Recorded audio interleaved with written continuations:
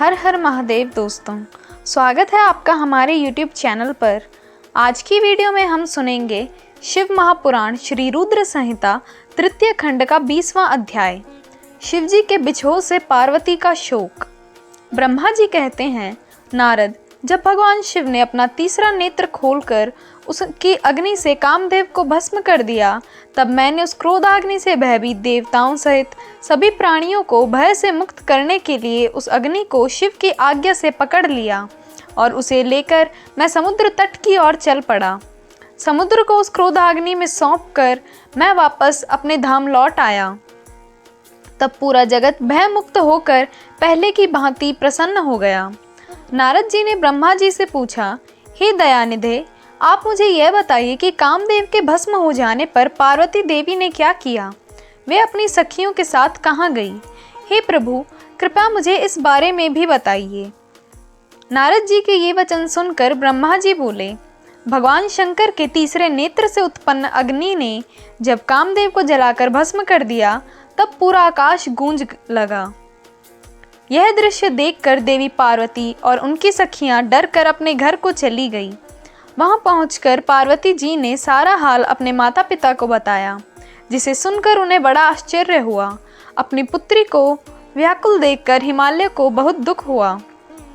हिमालय ने पार्वती के आंसुओं को पोंछकर कहा, पार्वती, डरो मत और रो मत। तब हिमालय ने अपनी पुत्री को अनेकों प्रकार से सांत्वना दी। कामदेव को भस्म करने के उपरांत शिवजी वहां से अंतर्ध्यान हो गए। तब शिवजी को वहां ना पाकर पार्वती अत्यंत व्याकुल हो गई। उनकी नींद और चैन जाते रहे। वे दुखी और बेचैन रहने लगी। उन्हें कहीं भी सुख शांति का अनुभव नहीं होता था। तब उन्हें अपने रूप के प्रति भी शंका होती थी। पार्वती सोचती कि क्या मैंने अपनी सखियों द्वारा समझाने पर भी कभी ध्यान नहीं दिया। देवी पार्वती सोते जागते, खाते पीते, नहाते धोते, चलते फिरते और अपने सखियों के साथ होते हुए भी सिर्फ महादेव जी का ही ध्यान और चिंतन करती थी। इस प्रकार उनका मन शिव जी के बिछोह की वेदना सहन नहीं कर पा रहा था। वे शारीरिक रूप से अपने पिता के घर और हृदय में भगवान शंकर के पास रहती थी। शोक में डूबी पार्वती बार बार मूर्छित हो जाती थी। इससे गिरिराज, हिमालय और उनकी पत्नी मैना बहुत दुखी रहते थे। वे पार्वती को समझाने की बहुत कोशिश करते थे, परंतु पार्वती का ध्यान शिवजी की ओर से जरा भी नहीं हटता था। हे देवऋषि नारद, एक दिन देवराज इंद्र की इच्छा से आप घूमते हुए हिमालय पर्वत पर आए। तब शैलराज हिमालय ने आपका बहुत आदर सत्कार किया और आपका कुशल मंगल पूछा। आपको उत्तम आसन पर बिठाकर हिमालय ने सारा वृतांत सुनाया। हिमालय ने बताया कि किस प्रकार पार्वती जी ने महादेव जी की सेवा आरंभ की।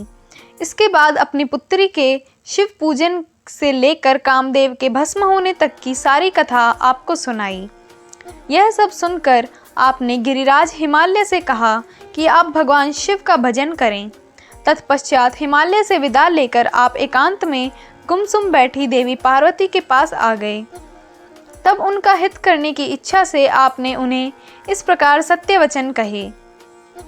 आपने कहा, हे पार्वती, तुम मेरी बातें ध्यान पूर्वक सुनो। तुम्हारी यह दशा देखकर ही मैं तुमसे यह बात कह रहा हूँ। तुमने हिमालय पर्वत पर पधारे महादेव जी की सेवा की, परंतु तुम्हारे मन में कहीं न कहीं अहंकार का वास हो गया था। शिव भक्त वत्सल हैं। वे अपने भक्तों पर सदैव अपनी कृपा दृष्टि बनाए रखते हैं। वे विरक्त और महायोगी हैं। तुम्हारे अंदर उत्पन्न हुए अभिमान को तोड़ने के लिए ही सदाशिव ने ऐसा किया है। अतः तुम उन्हें तपस्या द्वारा प्रसन्न करने का प्रयत्न करो। तुम चिरकाल तक उत्तम भक्ति भाव से उनकी तपस्या करो। तुम्हारी तपस्या से प्रसन्न होकर महादेव जी निश्चय ही तुम्हें अपनी सहधर्मिणी बनाना स्वीकार करेंगे। यही शिवजी के पति रूप में प्राप्त करने का एकमात्र साधन है। हे नारद, आपकी यह बात सुनकर देवी शिवा हर्षित होते हुए इस प्रकार बोली, हे मुनिश्रेष्ठ, आप सब कुछ जानने वाले तथा इस जगत का उपकार करने वाले हैं। अतः आप शिवजी की आराधना के लिए मुझे कोई मंत्र प्रदान करें। तब आपने पार्वती को पंचाक्षर शिव मंत्र ओम नमः शिवाय का विधि पूर्वक उपदेश दिया। इसके प्रभाव का वर्णन करते हुए आपने कहा, यह मंत्र सब मंत्रों का राजा है और सभी कामनाओं को पूरा करने वाला है। यह मंत्र भगवान शिव को बहुत प्रिय है। यह साधक को भोग और मोक्ष प्रदान करने वाला है। इस पंचाक्षर मंत्र का विधि पूर्वक व नियम पूर्वक जाप करने से शिव जी के साक्षात दर्शन होते हैं। देवी, इस मंत्र का विधि पूर्वक जाप करने से तुम्हारे आराध्य देव करुणा निधान भगवान शिव शीघ्र ही तुम्हारे सामने प्रकट हो जाएंगे।